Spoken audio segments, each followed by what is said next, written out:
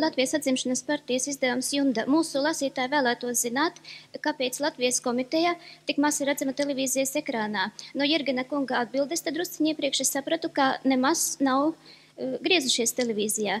Kā Latvijas komiteja uzskata, vai informācijas līmenis ir tik pietiekams, ka viņi to nedara? Kam jūs adresējat jautājumu? Lūdzu, es labprāt atbildētu, kolēģi man atļauj atbildēt. Tas pieskārās man referātu vakardienas tēmai. Un te šodien bija daži ļoti sāpīgi pārdzīvojumi, arī man jāizcieš, kad es ar savu atklātību skaidri pasaku, kāda ir situācija masu informācijas līdzekļos, tad man pārmetīt kā kaut kādu apmelojumu tendenci un tā tālāk. Es esmu abu tautas, līdzšinējo tautas frontu domnieks, 1. un 2. domē darbojies līdz beidzamam brīdim un vispār 2 gadus aktīvu politikā. Un jābūt skaidram vienai lietai, un nav jāslēp no tautas, ka mūsu latviešu reformu komunistis lietošu vārdu progresīvā nozīmē, labā nozīmē. Latvija ir vienīgā valsts austruma Eiropā ar Rumāniju, kuru varu mācēja paturēt pēc komunismu idejas sabrukums komunisti. Un to Latvijā paturēja, nevis sagrāba. Tas tā nav. Mūsu komunisti, mūsu inteliģents sākto rakstnieku savienības kustību, tas viss bija noteikti saskaņots, no augšas diriģēts, nodibināja tautas frontu un paturēja šo vāru. Bet pārējos visus, arī kas gāja neatkarīgas Latvijas virzienā, viņiem nebija vajadzīgi. Arī es nebiju vajadzīgs. Arī vistīrāko raksturu un vistīrāko pagātni cilvēku viņiem nebija vajadzīgi, jo viņi baidījās, ka šie cilvēki var vest uz neatkarīgu Latviju man nezināmiem citiem ceļiem, nekā viņi to negribēja. Un tas notiek līdz pašam beidzamam brīdim. Un diemžēl arī latviešu inteliģencē, rakstniecībā, žurnalistikā liela daļa cilvēku, kā mēs zinām, un vadošos postiņos ir Latvijas bijušās komunistiskās partijas biedri, tagad daudz Latvijas neatkarīgās komunistiskās partijas biedri, un joprojām visai šai Latvijas komunistu reformu kustībai piederēja un pieder preses monopols visiem masu informācijas līdzekļiem. Es esmu uzrakstījis 2 gadu laikā 35 rakstus pa vēsturi, ekonomiku, ārpolitiku, lūdzu, visu vēl vārds rakstu un visu ieliek.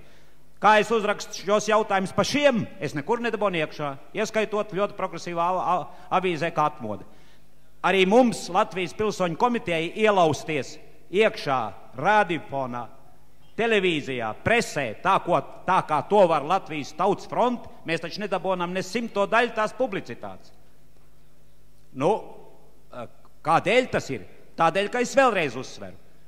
Varbūt arī tas ir tamdēļ, ka latviešu tautas un Latvijas pilsoņu vairākums, acīm redzot, atbalsta šo tautas frontes centrisko līniju, šo mums, no mūsu puses, bailīgo konservatīvo, patreiz pat draudošo mūsu tautas līniju, jāatkāpsies un ies bāžu un konfederācijas virzienā tā tālāk.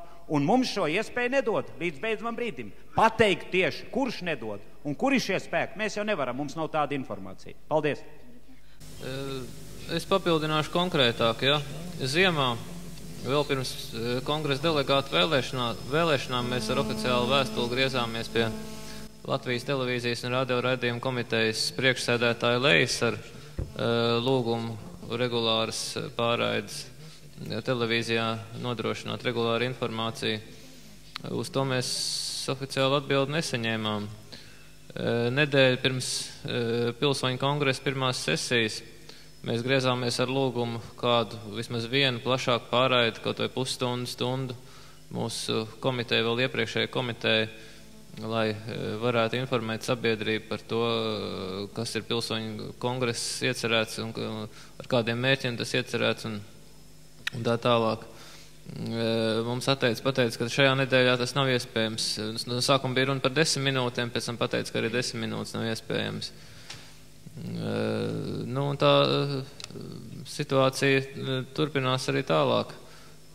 Visi mūsu dokumenti, Latvijas komitejas pieņemtie dokumenti tiek nogādāti gan preses izdevumiem, gan radio, gan televīzijai. Cik daudz tur parādās, to jūs paši redziet.